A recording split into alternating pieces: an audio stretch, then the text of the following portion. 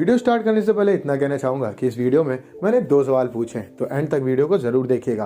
पहले 5 सही जवाब देने वालों को अगले वीडियो में शाउट आउट मिलेगा। फ्रेडी जो कि 30 साल के ऊपर का एक आदमी है और वो एक डेंटिस्ट है, वो अभी तक कुंवारा है। उसने अभी तक किसी लड़की को डेट नहीं किया है। वो मैट्रिमोनियल साइट्स की हेल्प से लड़कियों को मीटिंग पे बुलाया करता है ताकि कोई उससे शादी कर ले, पर उसकी एज ज़्यादा होने की वजह से या तो लड़कियां उसको रिजेक्ट कर देती हैं या फिर कंपैटिबिलिटी मैच ना होने की वजह से वो उसको छोड़ के चली जाती हैं। ऊपर से फ्रेडी की कुछ ऐसी हरकतें भी होती हैं जिस वजह से लड़कियां उसके पास नहीं बैठती हैं। एक डेट में वो एक लड़की के चेस्ट की ओर देख रहा होता है, जिस वजह से वो लड़की ऑकवर्डनेस की वजह से वहाँ से उठ के चली जाती है। फ्रेडी अपने घर जाता है, जहाँ हमें पता चलता है कि वो अपने घर पे अकेला रहता है। उसकी मदर एक सिंगर हुआ करती थी और वो काफ़ी फेमस सिंगर थी, लेकिन उनके ऊपर शक करके उसके फादर ने उसकी मदर को गोली मार दी थी और उसके बाद खुद को गोली मार के सुसाइड कर लिया था।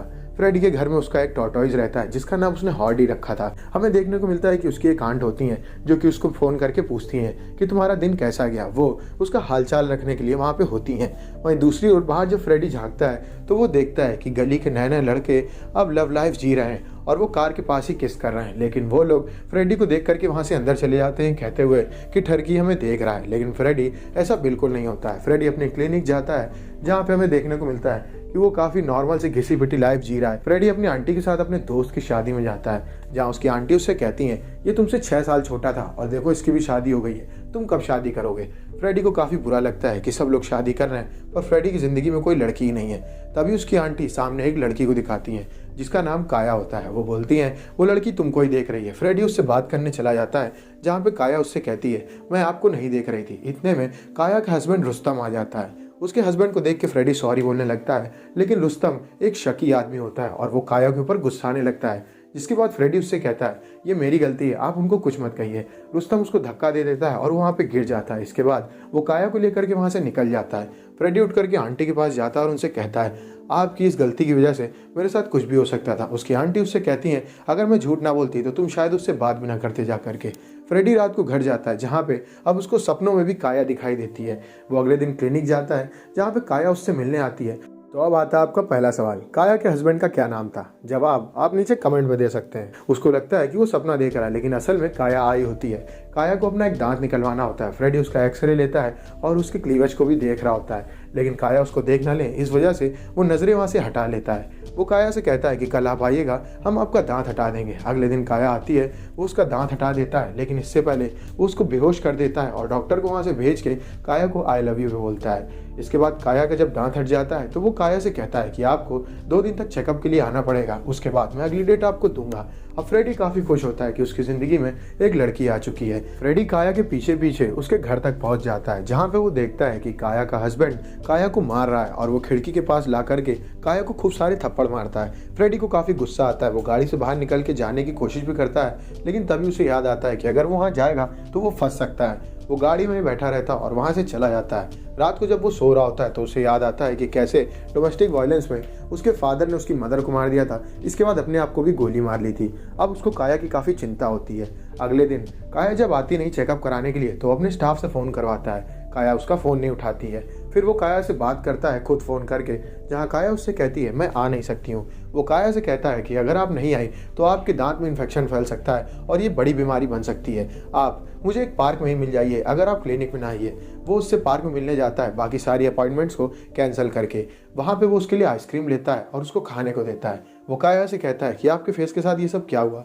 काया उसको बताती है कि मुझे मार पड़ी है, मेरे हस्बैंड ने मुझे बहुत मारा। काया अपना सारा दुख उसके साथ शेयर करने लगती है। ये सब देख के फ्रेडी को काफ़ी अच्छा लगने लगता है और वो काया के काफ़ी नज़दीक बैठ जाता है। इसके बाद जब वो वहाँ से जाने लगता है तो काया उससे कहती है आप यहाँ पे मेरा चेकअप करने आए थे। फ्रेडी उससे कहता है कि अगर आपको कोई इन्फेक्शन होता तो आप आइसक्रीम खा ही ना पाती। बाद फ्रेडी वहाँ से अपने घर चला जाता है। फ्रेडी को हर जगह बस काया दिखाई दे रही होती है। वो फिर से काया के घर जाता है, जहाँ पे वो देखता है कि उसका हस्बैंड रुस्तम अब जॉगिंग के लिए गया है और वो काया को फ़ोन करता है। काया उससे कहती है कि इस टाइम फ़ोन मत किया करिए, हो सकता है कि मेरा हस्बैंड यहाँ पे आ जाए और वो मुझे फिर से मारने लगे शक करने के बाद। वो काया से कहता है कि हम लोग कल कॉफ़ी पीने चलेंगे और इसके बाद फ्रेडी काया के साथ काफ़ी अच्छा क्वालिटी टाइम बिताने लगता है और वो लोग धीमे धीमे पास आने लगते हैं। इस बीच वो लोग थिएटर में मूवी देख रहे होते हैं जहाँ पे फ्रेडी काया को किस करता है, लेकिन काया उसको पकड़ के ढंग से किस करती है। शर्मा करके काया वहां से भाग जाती है। अब फ्रेडी उसके साथ शादी तक करने के सपने देखने लगता है। इस बीच जब काया उसको काफी दिन तक मिलती नहीं है, वो उसको फोन करता है और वो उठाती नहीं है, तो वो डायरेक्ट उसके घर चला जाता है जहाँ पे वो देखता है कि काया के पूरे मुंह पे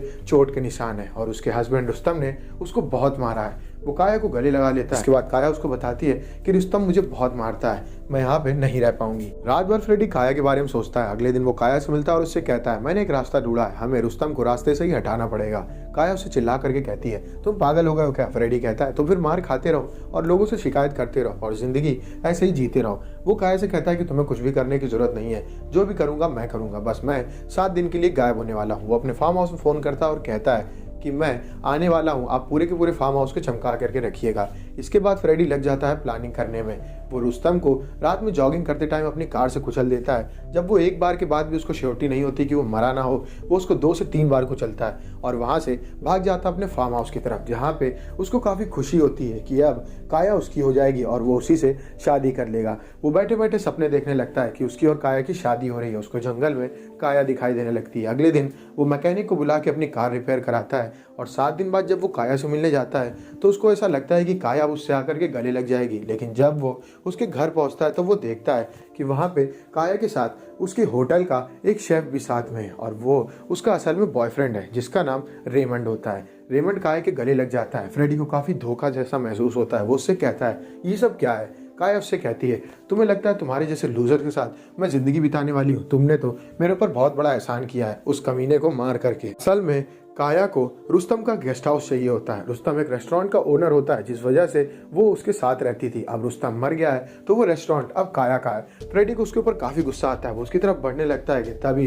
रेमंड उसको पटक देता है जमीन पे और उसके मुंह पे पैर रख देता है। काया उसके पास जाती है और उससे कहती है कि तुमसे बहुत घिन आती है, तुम्हारे जितना घिना आदमी मैंने आज तक नहीं देखा। और इसके बाद वो वहां से फ्रेडी को भगा देती है। फ्रेडी अपने घर जाता है। वो बहुत रोता है। उसको बहुत दुख होता है कि जिस लड़की को उसने इतना प्यार किया वो असल में उसके साथ गेम खेल रही थी। वहीं दूसरी ओर काया काफी खुश होती है कि रेस्टोरेंट अब उसका है। अब वो उसको बुटीक रेस्टोरेंट बनाएगी और काफी सारे पैसे कमाएगी। अगले दिन फ्रेडी उठता है और उसने जो जो कपड़े खरीदे हुए थे काया को इम्प्रेस करने के लिए उन सबको वो जलाता है और चला जाता है दोबारा क्लिनिक पे। वहीं दूसरी ओर काया अपने नए रेस्टोरेंट पे काफी अच्छे से काम करती है क्योंकि अब वो उसके लिए नया है और वो वहाँ की ओनर है। वहीं दूसरी ओर फ्रेडी को काफी खाली खाली लगता है क्योंकि उसने काया के लिए प्लान बनाया था और कुछ भी सफल नहीं हुआ।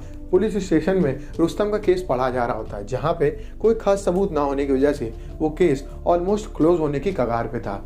अब फ्रेडी जाता है एक और बात उस रेस्टोरेंट में जहाँ पे काया रहती थी।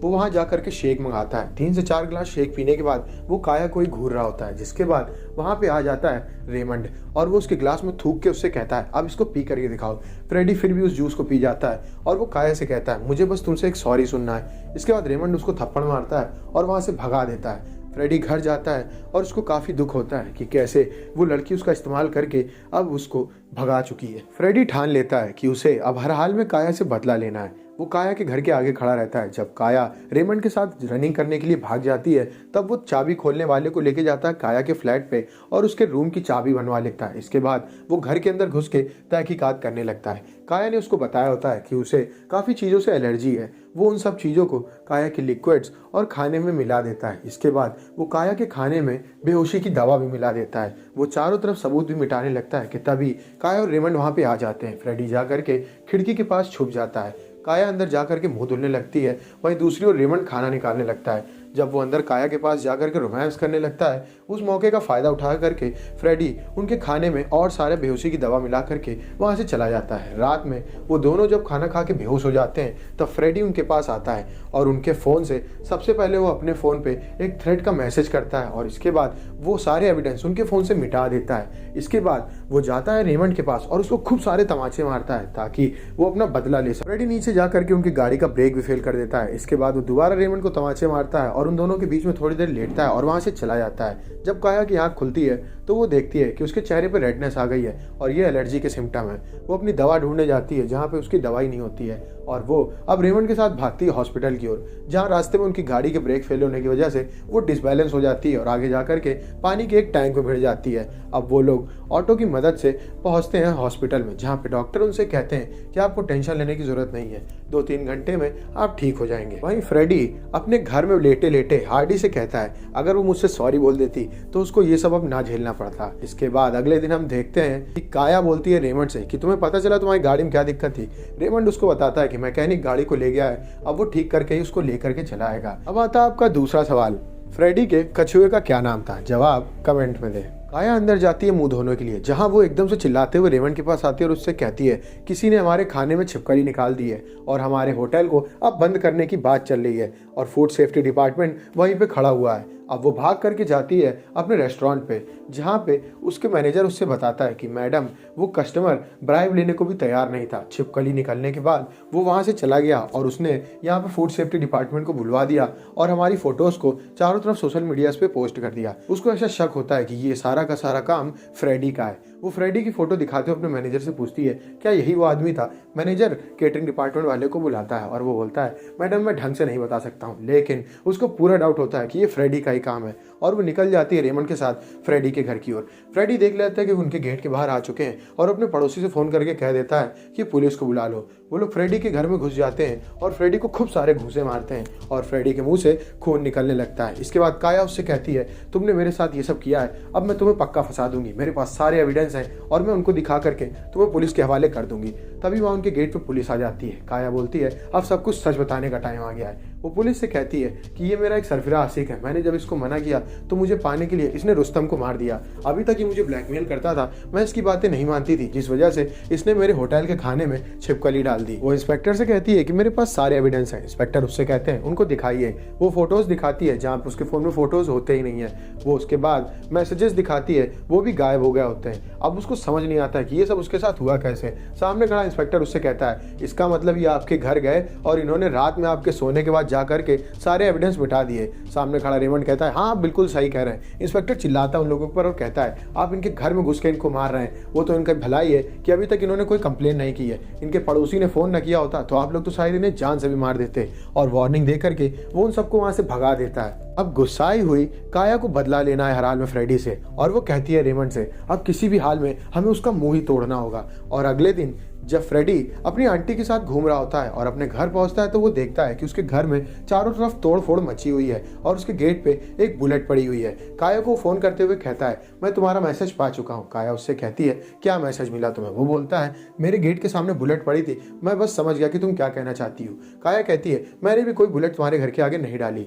जिसके बाद फ्रेडी उससे कहता है कि मैंने भी तुम्हारे घर के अंदर कोई सांप नहीं छोड़ा। अब काया डर जाती है और वो लोग चारों तरफ सांप ढूंढने लगते हैं। इसके बाद घबरा करके वो भाग जाती है अपने कैफे की ओर। कैफे बैठने के बाद वो बोलती है एक मिनट, उसको हमने सच्चाई तो बताई नहीं। वो फोन करते हुए दोबारा फ्रेडी से कहती है तुम्हें सिर्फ बुलेट मिली, तुम्हें अपना कछुआ मिला कि नहीं मिला? अब फ्रेडी काफी घबरा जाता है और वो रोने लगता है। वो चारों तरफ अपने कछुए को ढूंढता है, उसको हार्डी कहीं भी नहीं मिलता है। इसके बाद वो फुटेजेस पे चेक करता है जहाँ पे उसे देखने को मिलता है कि रेमंड उसके कछुए को उठा करके भी ले गया है। पीछे से रेमंड की आवाज आती है और वो बोलता है मैंने उसका सूप बनाया और मैं पी गया, बड़ा ही मजा आया। अब काफी रोता है फ्रेडी और उसको काफी गुस्सा भी आता है। वो हार्डी के सामान को जमीन में गाड़ देता है और उसके लिए रोने लगता है। अपने फार्म हाउस को फोन करते हुए रामू काका से कहता है कि पूरे के पूरे फार्म हाउस को साफ कर दीजिए, 3-4 लोग पार्टी के लिए आ रहे हैं और आप वहां से 4-5 दिन के लिए छुट्टी ले लीजिए। इसके बाद दूसरी ओर काया भी बोलती है कि अब किसी भी हाल में इसको हमें पूरी तरीके से खत्म करना होगा क्योंकि ये हमारे लिए एक सिरदर्द बन चुका है। वहीं दूसरी ओर फ्रेडी जाता है उस नशेड़ी के पास जो कि उस रोड पे लेटा रहता था जहाँ पे फ्रेडी ने रुस्तम को कुचला था। वो उसको पैसे देता है और वहां से चला जाता है। वो नशेबाज जाता है पुलिस स्टेशन जहाँ पे वो इंस्पेक्टर को बताता है कि मैंने रुस्तम को कुचलने वाली गाड़ी देखी थी, मुझे उसका नंबर याद है। मैं आपको बताना नहीं चाहता था क्योंकि मुझे सब लफड़े में नहीं पड़ना है, लेकिन अब मुझे उस आदमी की आत्मा दिखाई देती है। पुलिस वाले उस गाड़ी का नंबर ले लेते हैं और उन्हें पता चलता है कि तो फ्रेडी की गाड़ी है। वो फ्रेडी की क्लिनिक पे पहुंचते हैं उससे पूछताछ करने के लिए, जहाँ फ्रेडी उनको बताता है मैं जानता हूँ आप यहाँ मेरी गाड़ी के लिए आए थे। असल में काया ने मेरी गाड़ी मुझसे मांगी थी और मैंने उसको अपनी गाड़ी दे दी थी। जब 1 घंटे बाद मुझे मेरी गाड़ी मिली तो उसमें आगे एक डेंट था और खून पड़ा हुआ था। अगर आपको यकीन ना हो तो मैं आपको ले जा सकता हूँ अपने फार्म हाउस के पास जहाँ पे मैंने मैकेनिक से अपनी गाड़ी भी बनवाई थी। और मैंने जब उससे कहा कि मैं ये सब पुलिस को बता दूंगा तो वो अपने बॉयफ्रेंड रेमंड के साथ मेरे पास आई और वो मेरे ऊपर अटैक करके मुझे मारने लगी। वो तो आप उस दिन आ गए वरना वो मुझे जान से मार देती। वो दिखाता है उसको वो मैसेज जो कि उसने काया के फ़ोन से अपने फ़ोन में किया था और इसके साथ साथ वो वीडियो दिखाता है जिसमें रेमंड उसके कछुए हार्डी को ले जाता है। पुलिस इंस्पेक्टर उससे वीडियो और मैसेजेस अपने फोन में मांगता है। पुलिस इंस्पेक्टर फोन करता है काया को और उससे कहता है कि रुस्तम के केस में हमें कुछ पता चला है, हम चाहेंगे कि आप 6 बजे पुलिस स्टेशन पहुंच जाएं। काया को समझ में नहीं आता है कि उसके साथ हो क्या रहा है। वहीं दूसरी ओर फ्रेडी अपने क्लिनिक से निकलते हुए अपने मैनेजर से कहता है कि मैं 4 दिन तक अब यहाँ नहीं आने वाला, 4 दिन बाद ही मेरी सारी अपॉइंटमेंट्स को रखना। और वो जाते जाते फोन करता है काया को और उससे कहता है क्यों, पुलिस का फोन आया ना। काया को समझ नहीं आता कि उसके साथ हो क्या रहा है। फ्रेडी उससे कहता है कि मेरे पास सारे सबूत हैं जिनको मैं पुलिस के पास भेजने वाला हूँ, और एक बार मैंने उन सबको भेज दिया तो तुम्हें 14 साल की जेल पक्की है। अब फ्रेडी की बातों से घबरा जाती काया और वो बोलती है तुम क्या चाहते हो। फ्रेडी उससे कहता है बस मेरे फार्म हाउस आकर के मुझसे सॉरी बोल दो, तुम्हें 14 साल की जेल नहीं होगी। काया रेमंड से कहती है इसके फार्म हाउस में ही चलते हैं और वहीं पे इसको मार डालेंगे। वो सब उसके फार्म हाउस में पहुंचते हैं, लेकिन इससे पहले फ्रेडी उनसे कहता है मेरे लिए एक सूटकेस जरूर लेकर के चले आना, क्योंकि मुझे अपनी मदर का सामान लेकर के यहाँ से आना है और मेरे पास कोई बैग नहीं है। काया और रेमंड वहां से एक सूटकेस लेके निकल जाते हैं। वो लोग पहुंचते हैं फ्रेडी के फार्म हाउस में, जहाँ फ्रेडी उनको वाइन ऑफर करता है और इस बीच वो एक गन उठा करके वहीं पर रख देता है। उस गन को देख करके रेमंड काफी डर जाता है। काया फ्रेडी से बात करते करते उसके नजदीक आने की कोशिश करती है और वहां पड़ी गन को उठा करके फ्रेडी के ऊपर तान देती है और कहती है इस गन से ही तुम्हारे फादर ने तुम्हारी माँ को मारा था ना, अब तुम्हारा नंबर आ चुका है। वो फ्रेडी के ऊपर गन चला देती है, लेकिन गन खाली होती है। इसके बाद रेमंड फ्रेडी के ऊपर अटैक कर देता है। फ्रेडी शॉक गन से बेहोश कर देता है रेमंड को और उसके बाद वो शॉक दे देता है काया को। जब काया की आंख खुलती है तो वो देखती है कि वो एक स्ट्रेचर पे बंधी हुई है और वहीं दूसरी ओर स्ट्रेचर पे बंधा है रेमंड। वहीं पुलिस ऑफिसर भेजते हैं अपने एक आदमी को काया के घर पे, जहां उन्हें पता चलता है कि काया तो वहां से भाग चुकी है। उनको सीसीटीवी फुटेज मिलती है, उसमें उन्हें पता चलता है कि काया और रेमंड सूटकेस लेकर के मुंबई छोड़ के कहीं भाग गए और वो लोग उन्हें फरार घोषित कर देते हैं। अब काया पूरी तरीके से मुजरिम हो चुकी है। फ्रेडी उसके पास बैठे बैठे कहता है कि तुम लोगों ने मुझसे हमेशा झूठ बोला, तुमने मुझसे झूठा प्यार किया, उसके बाद मुझे झूठे सपने दिखाए और इसके साथ साथ अब तक तुमने जो किया सब कुछ झूठ था। वो काया के हाथ खोलता है और उससे कहता है अब एक बार इस पियानो को बजा दो तो मैं मान जाऊंगा कि तुम मेरी मम्मी की फैन थी और मैं तुम दोनों को छोड़ दूंगा। वो उससे पियानो बजाने को कहता है। काया पियानो नहीं बजा पाती है। अब वो फिर से काया को बांधता है, लेकिन काया बंधने से पहले कहती है कि रेमंड ने ही तुम्हारी हार्डी को खाया था, मैंने उसको नहीं खाया। अब वो रेमंड की तरफ गुस्से से देखता है और डर के मारे रेमंड की सुसु निकल जाती है। वो रेमंड से कहता है एक औरत दर्द को मर्द से ज्यादा अच्छे से हैंडल कर सकती है और ये बात तुमने सच साबित कर दी है। इसके बाद वो रेमंड के सारे दांत उखाड़ देता है और रेमंड दर्द की वजह से बेहोश हो जाता है। वो रेमंड को ले जाता है फार्म के बाहर और गड्ढे में गाड़ देता है। अब वो आकर के बैठता है काया के बगल में और काया से कहता है तुम्हारी वजह से सब कुछ हो रहा है, मैंने तुम्हें इतना सारा प्यार किया और इसके बावजूद तुम मेरी ना हो सकी और तुम्हारी वजह से मेरी जिंदगी बर्बाद हो चुकी है। और वो काया के भी सारे दांत उखाड़ देता है। काया की चिल्लाने की आवाज पूरे जंगल में चारों तरफ आती है और इसके बाद हमें देखने को मिलता है बिना दांत वाली काया और उसको वो जिंदा ही ले जाता है गड्ढे में और दफन कर देता है। इसके बाद उन दोनों की कब्रों के पास फ्रेडी लेट करके कहता है मेरा बदला पूरा हुआ। मूवी यहीं पे खत्म हो जाती है। अगर आपको वीडियो अच्छी लगी वीडियो को लाइक करें, चैनल को सब्सक्राइब करें। मिलते हैं आपसे नेक्स्ट वीडियो में, तब तक के लिए stay safe, stay healthy, bye bye.